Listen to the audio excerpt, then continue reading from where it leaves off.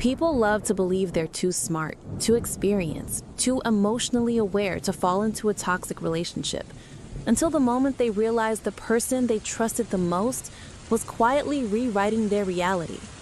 That's the paradox no one admits. The most dangerous relationships don't start with chaos. They start with comfort, with someone who looks safe, steady, respectful, until their mask slowly slips. What I'm about to share isn't just another entry among relationship stories long floating around the internet. This one exposes a type of manipulation most women never see coming, the kind wrapped in silence, consistency, and good behavior, the kind that makes you doubt yourself long before you doubt him, the kind that feels like love until it feels like survival. If you've ever felt that uneasy whisper in your gut, or if you've ever wondered how even the strongest women end up inside toxic relationship stories they swore they'd never be part of, then this story will hit uncomfortably close. Because once you see the pattern clearly, you never unsee it again, and you'll never ignore your intuition the same way.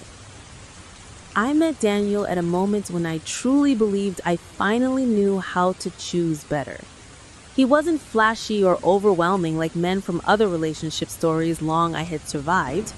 He was calm, stable, almost ordinary. That ordinary was exactly what made me feel safe.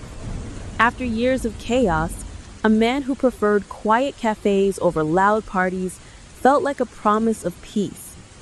I didn't realize he had simply mastered a different kind of disguise. From the beginning, he made me feel understood in a way that felt subtle but intentional. He listened more than he talked, watched more than he revealed.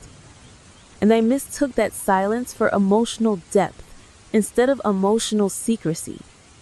Toxic relationships don't always start with fireworks. Sometimes they start with someone who studies you quietly, learning your fears before your dreams. Daniel knew how to make me feel chosen without showing anything about who he truly was. The first time he held my hand, it felt grounding. The first time he told me he liked how independent I was, I believed him. But looking back, that was the first clue. He admired traits he would soon try to slowly dismantle. Still, in those early days, I let myself relax. I let myself hope. I let myself believe that maybe this time I wasn't stepping into a storm, until the smallest inconsistencies began whispering that something beneath that quiet surface was already waiting to surface next. The first signs showed up faster than I expected.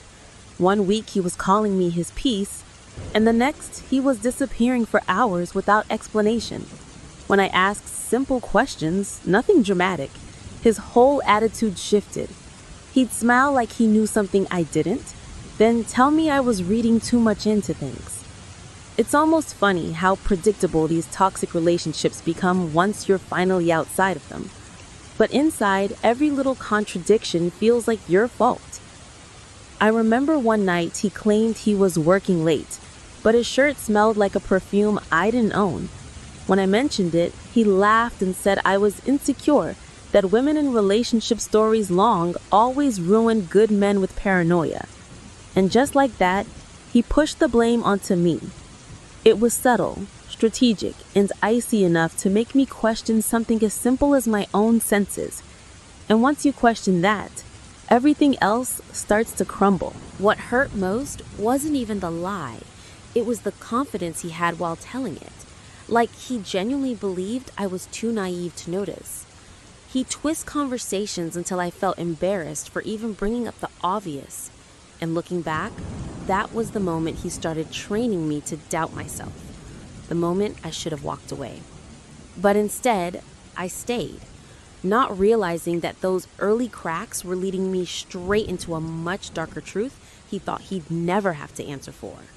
I noticed the shift the same week he started fixing my decisions as if I couldn't be trusted with my own life. At first, it was disguised as advice, what I should wear, who I should stop talking to, which friends didn't respect me enough. But the tone changed fast. Every disagreement became a test of loyalty, and every no turned into hours of silent treatment. He made it seem like avoiding conflict meant loving him the right way, and I fell for that trap more times than I want to admit. It got to the point where I apologized for things I didn't even do just to keep him in a good mood. He'd twist every conversation until I was confused about what I had actually said. This wasn't forgetfulness, it was strategy. A slow, intentional erosion of my confidence. I watched myself fade into someone who double-checked every word before speaking. Someone who walked on emotional glass because one wrong step meant emotional punishment. And the worst part, I thought this was normal. Looking back now, the control wasn't loud, it was quiet. It slipped into my life like a shadow, settling into the small corners first. I didn't recognize it as manipulation because he always paired it with affection, just enough warmth to keep me hoping he'd go back to how he used to be. But that version of him had never been real. And the longer I stayed, the clearer it became that something much darker was taking shape beneath his charm. Something I was about to discover in the most painful way possible. The shift happened almost overnight. Suddenly, Mark had urgent deadlines, late client calls, and unexpected business trips that always popped up right when I needed him. At first, I tried to believe him, because that's what you do when you're hoping your relationship isn't another one of those toxic relationship stories. But the timing felt rehearsed, too perfect to be accidental. And deep down, I knew he wasn't overwhelmed. He was hiding. His absences became predictable patterns. Phone face down, notifications silenced, the same vague explanations copy-pasted every time. One night he came home with a scent that wasn't mine, wearing an expression that didn't match the story he told. That was the moment the illusion started collapsing. In relationship stories long, this is always the part where the woman begins seeing what she tried so hard to unsee. And suddenly, every canceled plan made sense in the worst way. I didn't need to search his phone or stalk his social media. The truth was already leaking through the cracks he couldn't patch anymore. His lies weren't accidental. They were coordinated, crafted, practiced. I felt the ground shift under me, not because I finally had proof, but because I finally stopped making excuses for him. And without realizing it, I was already stepping into the phase where silence becomes a strategy, not a weakness. I didn't need a full investigation to confirm what my intuition had been screaming for weeks.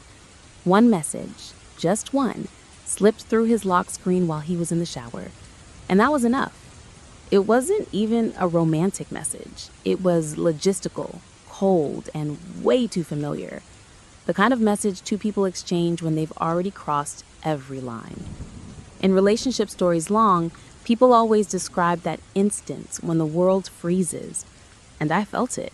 My chest tightened, but my mind went shockingly still. I opened nothing, searched nothing, and didn't scroll. I didn't need to. The sender's name alone told the entire story he'd been hiding. A coworker. The same coworker he swore he barely talked to. The same one he told me was married and not his type. In toxic relationship stories, the lie is never just the cheating. It's the way they make you feel insane for even noticing the smoke. And now the fire was right in front of me, undeniable, burning clean through every excuse he had ever fed me. And the strangest part, I didn't cry. Not then. I just sat on the edge of the bed, staring at his phone, feeling something inside me click into place. It wasn't devastation, it was clarity, sharp and unforgiving. The kind that whispers, "You already knew." And once you know, truly know, nothing he does next can take you back to the darkness he kept you in. I didn't realize it yet, but that moment was the beginning of my exit and the end of his control. When the truth finally surfaced, something inside me snapped back into place, like a door I thought was locked suddenly swinging open. I didn't scream, I didn't confront him. I didn't give him the stage he always used to twist everything around. Instead, I pulled myself out of his emotional orbit completely. I changed my passwords, stopped responding instantly, and cut my distance in a way he couldn't manipulate. And for the first time, the silence worked against him, not me. He panicked fast, sending long messages, fake apologies, and promises he'd never keep. But I wasn't falling for it again. His games didn't confuse me anymore. They bored me. That's when I realized the power he held over me only existed because I kept giving him access to my mind. The moment I mentally walked away, his control collapsed.